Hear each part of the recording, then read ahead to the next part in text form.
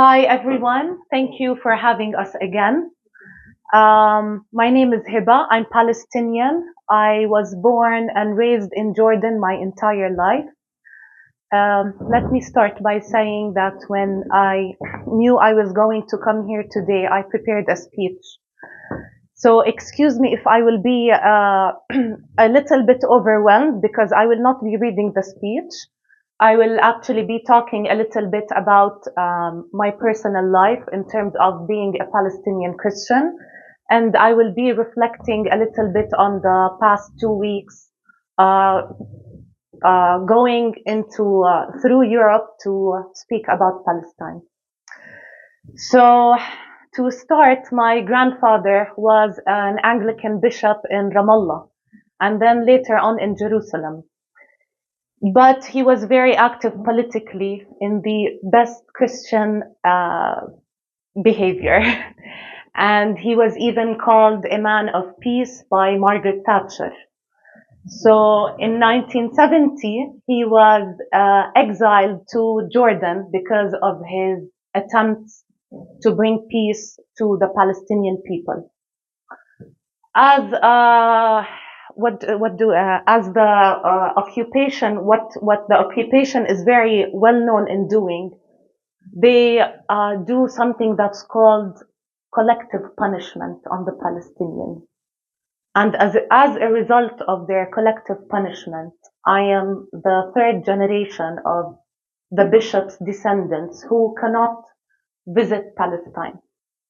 My requests are always for pilgrimage during Christmas or Easter in order to practice my basic right as a Christian, which is to pray in the churches that my grandfather used to teach and preach Christianity in for centuries before the occupation. But I keep getting rejected for simply being a Palestinian. My latest rejection was during this past Christmas. It was number 13 in 7 years. I'm recently applying for the 14th time, going into my 8th year trying to visit Palestine.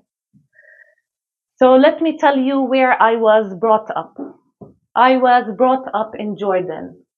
And in Jordan, we have the Dead Sea, as most of you know. And when you go down to the Dead Sea, you can get to a very close point in the river where you can actually see Palestine. And it's 10 steps away. 10 steps away, and we're not allowed to cross. This is very, very, very painful. This is very emotional. And I don't think it is fair that when someone misses their homeland, they have to drive 40 minutes away to just look at it from across the river. So one of the other things that being brought up as a Palestinian Christian is very difficult. I have another family incident that kind of traumatized my family. My father's uncle was a very famous poet, Palestinian poet, and he used to advocate for the freedom of the Palestinians by writing poems. He was active in the PLO, but one night, while he lived in Beirut, the occupation raided his house and assassinated him. And as a part of their attempts of segregation within the Palestinian community, and as part of their continuous racial attempts to get into the regular relationship between Christians and Muslims, not only did they assassinate him, they actually laid his body on the floor with a shape of a cross to send a message to the Palestinians that we don't care if you're Christian, we don't care if you're Muslim, if you're Palestinian, you're condemned. So growing up in this personal experience, I was brought up, I spent my entire childhood in a church. All my childhood memories are in the backyard of the church. And we tried to learn Christianity in a very, very simple way. And because Jesus Christ was very special to us, we always try to lead and walk in his footsteps.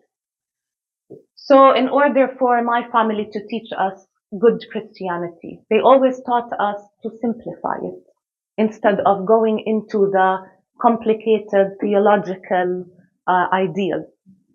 So I remember my grandfather once telling me, if you are able to look yourself in the mirror every night and look yourself in the eye, you're a good Christian. If you're able to simplify between good and bad and go for the good, you're a good Christian. So this is how I apply what I learned as a Christian and combine it into what's happening to the Palestinian people. Because again, politics is very complicated. So I try again to simplify politics in order to advocate for human rights and the Palestinians. So once again, I want to take you a little bit back to what it would have been if I finally got a permit and visited Palestine. I would definitely like to go to Bethlehem and visit the Church of Nativity. But if I go to Bethlehem and then I want to visit Jerusalem, to visit the Holy Sepulchre Church, I will need another nearly impossible permit from the occupation to move just this very short distance. My trip will be delayed for hours because of the roadblocks and checkpoints. To make this very easier and closer to those of you who did not visit Palestine before, let's say Jesus was here today. Being born in Bethlehem, Jesus would have a green permit, right? Green ID. His father, Joseph and Mary, being born in Nazareth, would have a blue ID. In order for Jesus to visit his friends in Jerusalem, he would need an Israeli military permit. This is the daily life and struggle of Palestinians. During the past 2 weeks, I've met incredible people from Palestine, some from Jerusalem, some from the West Bank, and I listened to their stories, how they cannot see each other very easily just crossing from West Bank to Jerusalem. And what I learned from this experience the past 2 weeks is that the more we travel around the world, the more we raise our voices for Palestine, this is how we can keep it alive. There was a quote for one of Israel's first prime ministers, Golda Meir, where she said, the old will die and the young will forget. We are very happy to see that the old did die, but the young did not forget. We continue to advocate for the human rights of Palestinians. I wanted to also comment on something that His Excellency said a little while ago about the two-state solution. They keep asking us for two-state solution. Why isn't the two-state solution working? Sorry. No, I'm good. Thank you.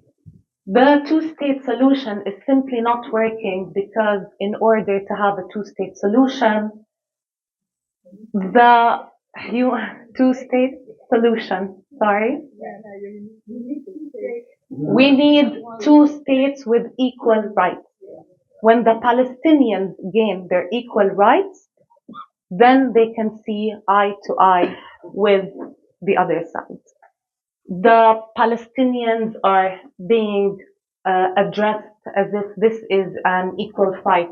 This is not an equal fight. There are two sides, yes, but there are the oppressors, which are the Israelis, and the Palestinians who are oppressed. We cannot keep advocating for a two-state solution when the Palestinian people are pleading for human rights. We are entering our 75th year of the Nakba, which is the Palestinian catastrophe. The Palestinian people have been ongoing through ethnic cleansing, war crimes, home demolitions, apartheid, and this is simply making us unable to see any peace resolutions at the moment. So I think our role as youth is to try and raise awareness to what actually happens in Palestine as much as we can. I need to just say something quickly before I'm done. We also met with a lot of Christian groups in Europe who support Israel in one way or the other. And I simply could not relate to this as much as I tried to have an open mind. But I don't think if Jesus was here, he would be very happy to see what's happening to the Palestinian people. We tried very well to explain to them that any attempt in supporting Israel in any way is empowering them to continue committing what they're doing with complete impunity. And then we had a small discussion about the land without a people for a people without a land. I mean, come on. Will God create so many people and so many races just to prefer one race over the other? I mean, we're all Christians and we know how much the Bible represents freedom and peace and equality to everyone in the world. And then I was thinking, what if this land was meant to be for a certain group of people? Are all these war crimes justified in order to obtain this land? Is this what Jesus Christ taught us? I mean, all throughout the Bible, we have never seen a face of Jesus that was anything other than an advocacy of love thy another. Jesus was sensitive and pure.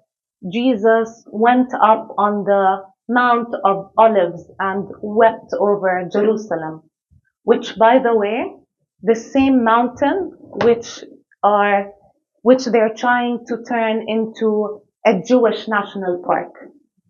It's the same mountain that has the grave of the Holy Virgin Mary.